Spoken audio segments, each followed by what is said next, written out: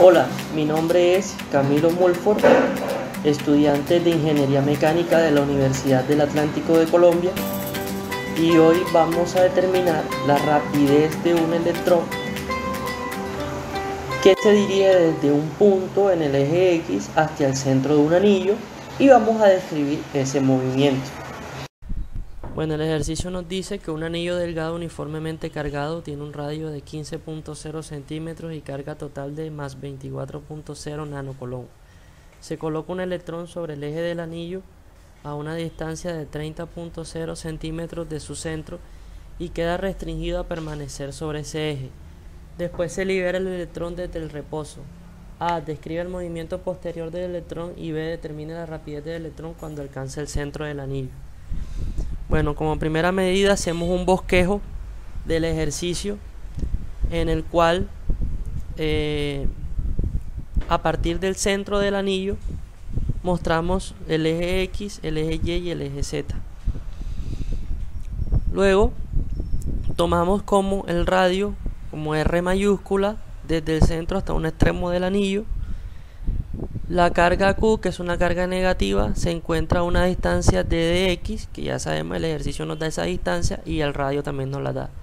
Como nos dicen de que es un anillo delgado, entonces nosotros vamos a despreciar el grosor del anillo porque es delgado.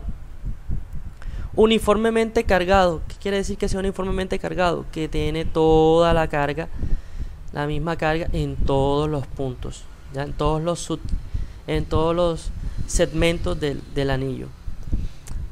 Además, tenemos la hipotenusa, que es la distancia que va desde Q, o sea, desde un segmento que nosotros tomamos como DQ. ¿Por qué lo tomamos como DQ? Y podemos tomar ese segmento porque como la carga es uniforme, quiere decir que esa carga de más 24 nanocoulomb va a ser igual en todos los puntos del anillo. Entonces, desde ese DQ hasta la carga Q, el punto, vamos a tener una hipotenusa, debido a que esto aquí es recto, que va a ser el radio al cuadrado más la distancia de ese electrón hasta el centro del anillo al cuadrado, que la denotamos con d de x. Además, como hay un campo en este punto, un campo eléctrico, entonces existe un diferencial de campo que va a ser debido a un segmento del anillo que nosotros tomamos aquí, que sabemos que es un TDQ. Es decir, que se puede descomponer en una componente en X y en una componente en Y. Una componente en X y una componente en Y. Pero como este anillo es simétrico, entonces también podemos hacer un DDE que vaya también inclinado hacia este lado, y que este también va a tener una componente en X y una componente en Y. Pero si podemos ver, la componente en X, en Y, tanto arriba como abajo, y al tener la misma magnitud, entonces se restan y la podemos eliminar. Es decir, que solamente va a quedar una componente en X.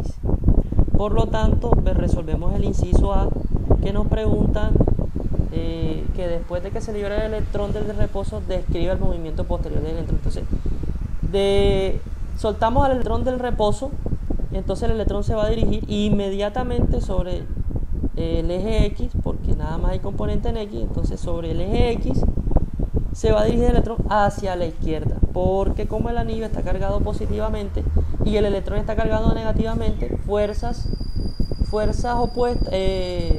cargas opuestas, entonces se atraen, hay una fuerza de atracción. Bien, el inciso B nos dice que determinemos la rapidez del electrón cuando alcance el centro del anillo. Obviamente va a haber una velocidad, una rapidez, porque se mueve el electrón hacia el centro de ese anillo. Entonces ya tenemos los datos, ya pasamos el radio a metros, pasamos la distancia de Q hasta el centro del anillo a metros. Tenemos que 24 nanocoulomb es 24 por 10 a la menos 9. Tenemos la masa del electrón, que eso es una constante, 9,11 por 10 a la menos 31. Y la carga del electrón, que es negativa, que es menos 1,6 por 10 a la menos 19. Bueno, para eso Para calcular esa velocidad, primero encontramos el potencial eléctrico sobre la partícula, para así poder calcular, o sea, la rapidez desde el punto de reposo hacia el centro del anillo, sabéis que va hacia la izquierda. Entonces la integral del diferencial de potencial es igual a la integral de la constante K, que en este caso la escribimos como 1 sobre 4 pi epsilon sub 0, por un diferencial de carga que nosotros lo habíamos dado ahí, y esta R, que es la distancia de potencial, ya, la distancia que nosotros con la que vamos a trabajar de potencial.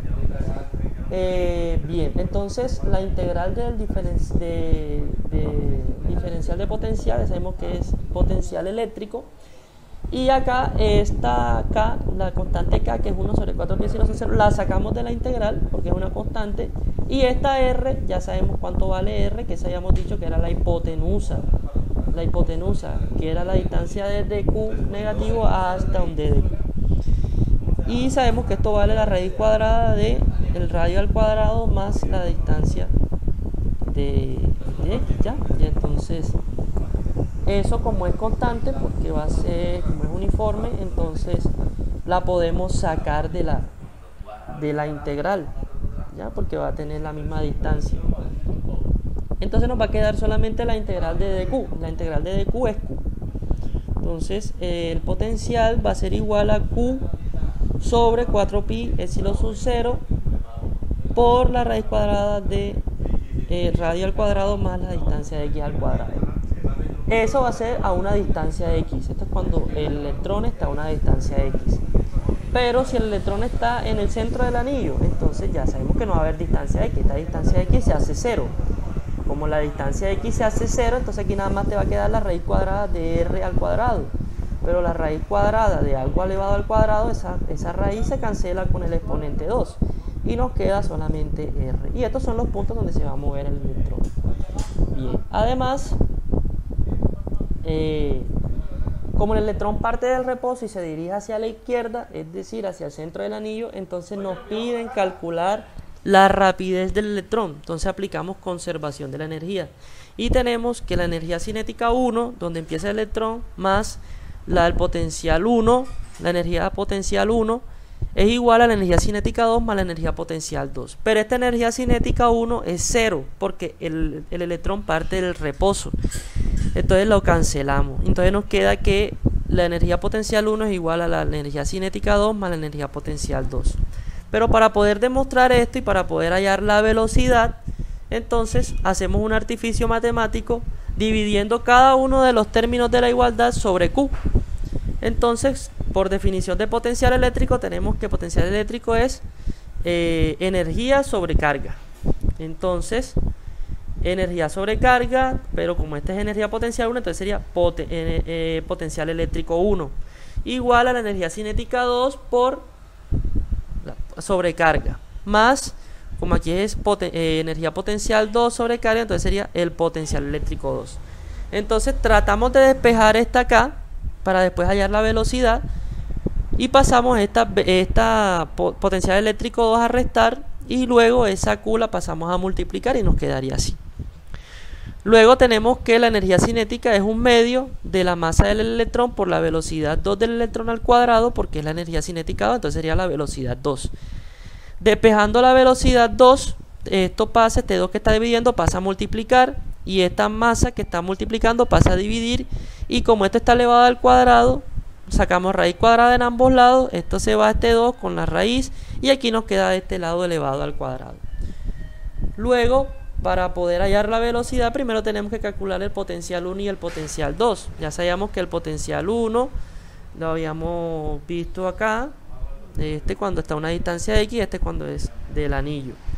Entonces solamente reemplazamos los valores que nos dieron inicialmente. La carga Q sabemos que era más 24 por 10 a la menos 9 colón.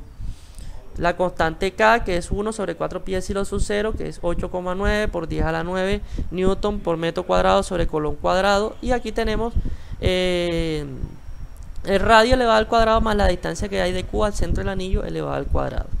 Y eso nos dio 636,83 joules sobre colón. Sí, porque aquí se cancela, las unidades salen porque aquí se cancela colón y aquí nos queda un colón abajo. Y aquí al sacar la raíz cuadrada nos quedaría metros. Entonces un metro de acá abajo se cancela con uno de acá arriba y te quedaría newton por metro. Pero newton por metro es joules sobre el colón que te quedó abajo. Joules sobre el colón. Se realiza lo mismo con el potencial 2. La carga Q, en este caso, como solamente es R y el radio es 0,15, por la constante K nos quedaría 1424 joules sobre colón.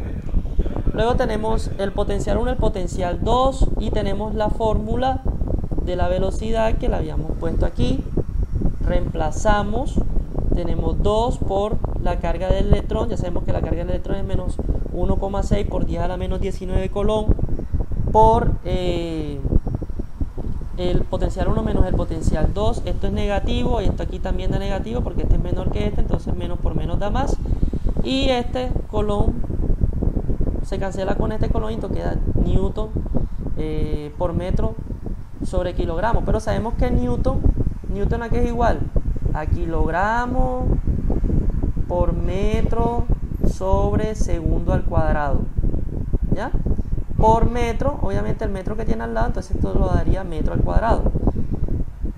Entonces, con el kilogramo que tenemos abajo, entonces se cancela este kilogramo con este kilogramo y nos quedaría metro al cuadrado sobre segundo al cuadrado. Le sacamos la raíz cuadrada de eso y nos quedaría metro sobre segundo, que es velocidad, y 16,6283 metros sobre segundo. Y este es el ejercicio. Este es todo. Esta sería la velocidad que alcanza el electrón desde esa distancia en X hasta el centro del anillo.